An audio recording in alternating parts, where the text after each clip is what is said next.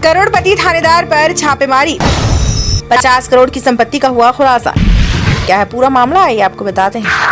नमस्कार, स्वागत है आपका हमारे चैनल में। आपके साथ मैं हूं सना खान। बिहार में आर्थिक अपराध इकाई EOU ने किशनगंज के नगर थानेदार अभिषेक कुमार रंजन के खिलाफ बड़ी कार्रवाई करते हुए उनके ठिकानों पर एक साथ छापेमारी की। जांच में सामने आया कि 17 साल की सेवा के दौरान उन्होंने करीब 50 करोड़ रुपए की चल अचल संपत्ति अर्जित की है।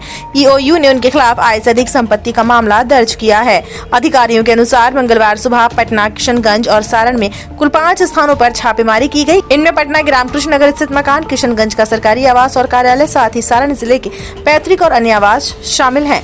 कार्यवाही के दौरान कई अहम दस्तावेज और संपत्ति से जुड़े कागजात भी बरामद किए गए हैं। जांच में ये भी सामने आया कि थानेदार सीधे पैसे लेने की बजाय एक सुनियोजित तरीके से वसूली करता था। सूत्रों के मुताबिक डील फाइनल होने के बाद कैश एक चाय दुकान पर रखवाया जाता था, जहां से बाद में उसे दूसरी जगह पहुंचाया जाता था। छोटी रकम की वसूली चालक और मुंशी के जरिए की जाती थी। अभिषेक रंजन के संबंध जमीन, बालू और शराब माफियाओं से जुड़े हैं। इन माफियाओं के साथ मिलकर उन्होंने भारी भरकम कमाई की और अलग अलग जगहों पर संपत्ति खरीदी। जांच एजेंसियों को पश्चिम बंगाल के सिलीगुड़ी में उनकी पत्नी और साले के नाम पर जमीन और मकान के सबूत भी मिले हैं। छापेमारी में सामने आया कि पटना के रामकृष्ण नगर में उनका एक आलीशान 2 मंजिला मकान है, जिसमें निजी स्विमिंग पूल भी बनाया हुआ है।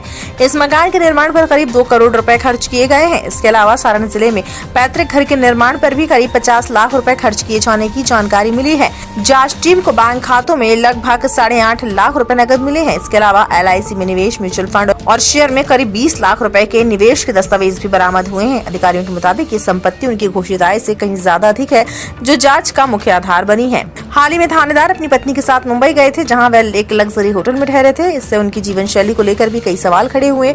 जांच एजेंसियां अब उनकी आय और खर्च के बीच के अंतर को खंगाल रही हैं। इस मामले में एक और बड़ा नाम सामने आया है। किशनगंज निलंबित SDPO गौतम कुमार के साथ अभिषेक रंजन की करीबी बताई जा रही है।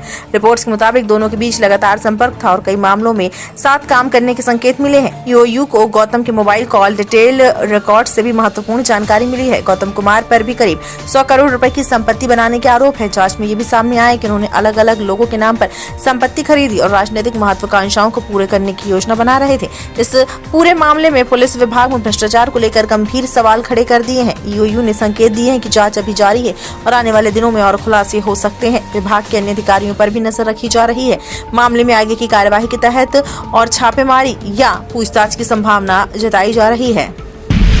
अभिषेक कुमार रंजन के विरुद्ध में दर्ज है और कोर्ट के आदेश के आलोक में हम लोग यहाँ पे सर्च करने के लिए आए हुए थे। हम लोगों ने तलाशी ली है और काफ़ी दस्तावेज वगैरह सब अन्य जगहों पर बरामद भी हुए हैं। सर, कैश की भी बात की जा रही, कितने नहीं, यहाँ पे तो कैश बरामद नहीं हुआ है। जमीन के कागजात बरामद हुए हैं। सर, कहाँ हम लोग जाँच कर कहाँ जमीन है सर? सिलीगुड़ी में इनकी पत्नी के नाम से और साले के नाम से जमीन है और पटना के ये रामकृष्ण नगर में इनका एक 3 मंजिला मकान है, वहाँ भी हम लोगों ने रेड किया है हमारी टीम ने।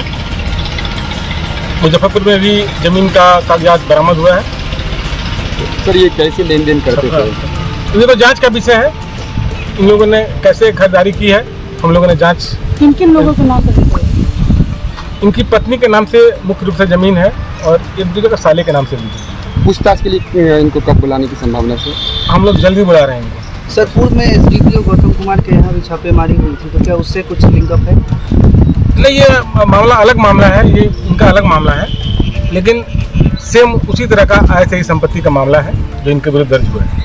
करोड़ों में इनका भी मिलने की संभावना? हाँ, 116% अभी बना है का मामला इनके विरुद्ध दर्ज हुआ है, आय से ही संपत्ति का मामला।